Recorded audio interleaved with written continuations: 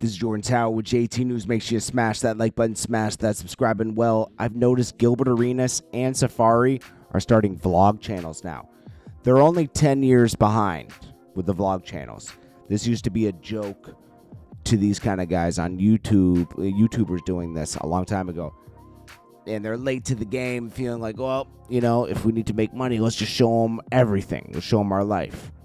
I like Gilbert Arenas, but, you know, I think he's now engaged to Melly Monaco, which is she runs the Pineapple Show on YouTube, and I think she's trying to evolve from doing the Pineapple Show into doing vlogging or something.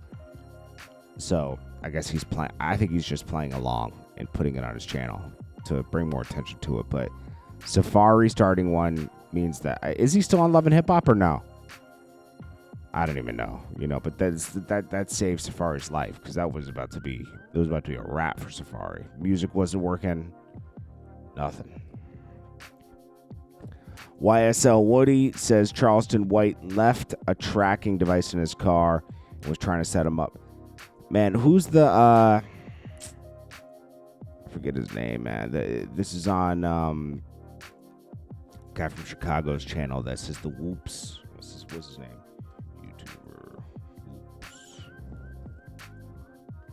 I forget his name, bro. But he was on there saying that, you know, I'm so sick of this Charleston White and Little Woody beef. They were best friends for a while. He was very proud of YSL Woody for, you know, telling on Thug for the past 10 years. And now they have a falling out. For what? You see there's no honor amongst thieves. There's no honor amongst rats either. To be honest. Excuse me. Sorry, I'm still sick. Oh, man. Safari goes to Nicki Minaj's show, and she brings out her husband. He's ready to jump in the crowd and beat up Safari. And then Nicki Minaj does all these monologues talking about how someone's a stalker. And she's basically talking to Safari. You know, if you blew it with one girl, you blew it forever. She says something like that. It was she gives this long speech about blowing it. Where is it? Oh, yeah, I think this is it right here.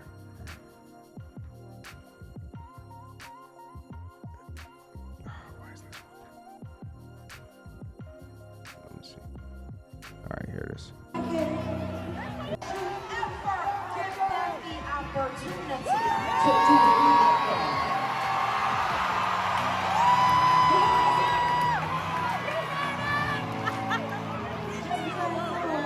And then she goes on. But if a nigga fumble me, he gotta live with that lifetime L.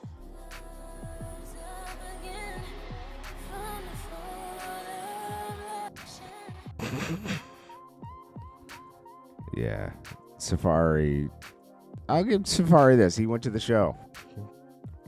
I don't know if he was filming it for his YouTube channel or something, but it was kind of funny. Now, Dame Dash is bringing back this Jay-Z story of doing the R. Kelly album, and you know Dame Dash didn't agree with him doing the R. Kelly album because R. Kelly had taken advantage of Aaliyah, and Aaliyah was Dame Dash's girl, the girl that Jay-Z actually wanted. And yeah, man, to keep telling this story, I think he's trying to get Jay-Z indicted, man, for something. He's trying to get people to change their views on Jay-Z, to be honest. It's not going to work, Dame. He's too powerful. He's just too powerful at this point, you know. Unlike Diddy, Jay-Z made these alliances with elites, other billionaires. He's protected, very well protected. And I think Jay-Z's just a ruthless business person. I don't think he does anything wrong per se. It just morally it might be wrong, but it doesn't mean he's going to get arrested for it, you know. Annoying TV confirms the rumor that Polo G's younger brother, Trench Baby, took his chain, and Kai Cenat called Polo G to help him recover it. That's crazy. Charlamagne is loving Drake getting defeated by Kendrick Lamar. He was talking about Drake at the Friends. Well, what was that, throwback concert or something that Drake was at? And Drake was talking about fake friends, right? One thing about nostalgia this party here, my real friends are definitely in the building. But I'm going to tell you, you're going to come to a point in life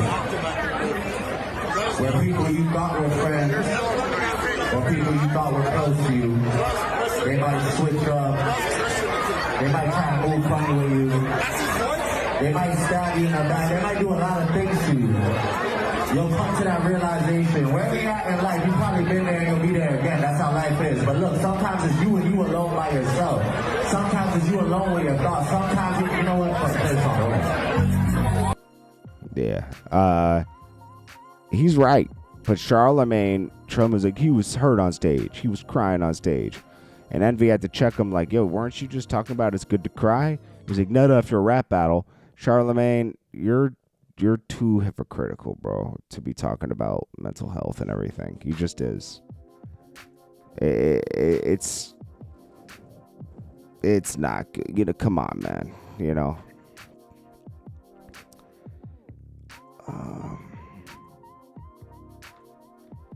Dude, this reporter tried to play Jason Tatum with his watch. I guess he had a really expensive watch on, and this guy was like, is that a real watch or a fake watch? JT, I'm sorry, I have to ask this. Is that a real watch you wearing, or something? It look like a kid's watch or something, no? Got that fake one on? All right, the real question is... Jason Tatum. is the next one. Could you share your thoughts about your... That was crazy. Yeah, he tried to play him. That was crazy. Ralo explains how he makes his hit songs. He's like, yeah, I don't know how Lil Baby signed someone that's just like him. Slow. Ralo's like, yo, I just don't even know what song I'm recording. And it just comes out a hit. I was like, okay. Well, this is Mark Zuckerberg and his wife. And, you know, this is a guy that cares about, well, you know, cares about climate change and everything, which is also crazy because climate always changes, okay? So, but you know how that's a movement now to, like, you know, take more money, spend it on things, right? So he's, you know, instead of just buying a minivan for his wife, he converted a Porsche. And you know what it is, man? It's these billionaires trying to act like they're like humble. So it's funny to see this because, you know, they'll all say, oh, I live in the same house or a small house. Money doesn't mean anything to me. It means a lot to you. Mark Zuckerberg has a $200 million yacht, okay? Like, he has jets. He has everything. He is a billionaire, okay? He moves like a billionaire. Then lastly, Ralo doesn't believe Boosie makes $150K every weekend. He probably doesn't, but it didn't need to be said, especially amongst your beef. I thought you were done with this. Boosie ain't making no motherfucking $50,000 no week. Crazy, man. You heard what you said. $150,000. It's believable. I can see him doing a show Friday, Saturday, Sunday, some after parties. I can see that. Ain't nobody getting booked Friday, Saturday, Sunday for a whole 20, 30 years. I think Boosie's a legend. I think in places like South Carolina, think he's a great Mississippi. Legend. Listen, let me tell you something. I just got booked at the same motherfucking places Boosie got booked at. And guess what? That motherfucker was this small. They can't afford to pay him that much money. Exactly. That is true. He's not wrong, okay? They can't afford to pay you these exorbitant fees if the venue only holds 500 to 1,000 people. You ain't getting that kind of, you know, to cover the bar. To cover staff, security, the venue, all this stuff, and the promoter makes money. Boosie ain't getting paid what he says he gets paid. Boosie does make a lot of money every month. Don't get it twisted, okay? Even if Boosie makes $100,000 a month instead of a weekend, right? It's still a lot of money. A lot of money. okay? Especially where he lives. He lives in the boonies. He lives an hour and a half outside of Atlanta. It's cheap to live. I mean, it's cheaper to live out there. It's not super cheap, but it's cheaper. When he bought his house, it was cheap. It's not so cheap anymore. Nothing's cheap anymore, right? And generate that type of revenue at that dough crazy, man.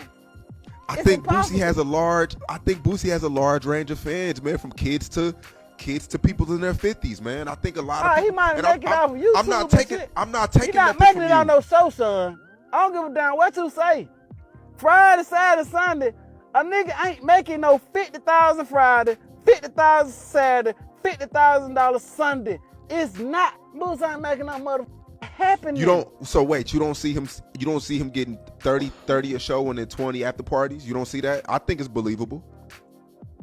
Not at the shit that he been to, cause I was there, and they on and with my little goddamn after party, cause I charged 20 for the show, and I charged 10. Bro, I don't even believe Ralo is making $20K a show. To be honest with you, ain't nobody coming out to see Ralo for 20. You know, like nah. I'm sorry. For what? For what? Yo, all these rappers lie, man. Their fees are a lot lower. Ralo probably charges like $5,000-$10,000 tops. Look at his songs. It is what it is. It's Jordan Tower with JT News. Make sure you smash that like button, smash that subscribe button. I'll check you guys in the next one. And you know, Ralo makes a lot of good points. Okay, it doesn't mean I gotta believe everything that everybody says, right? Peace. Jordan Tower. New.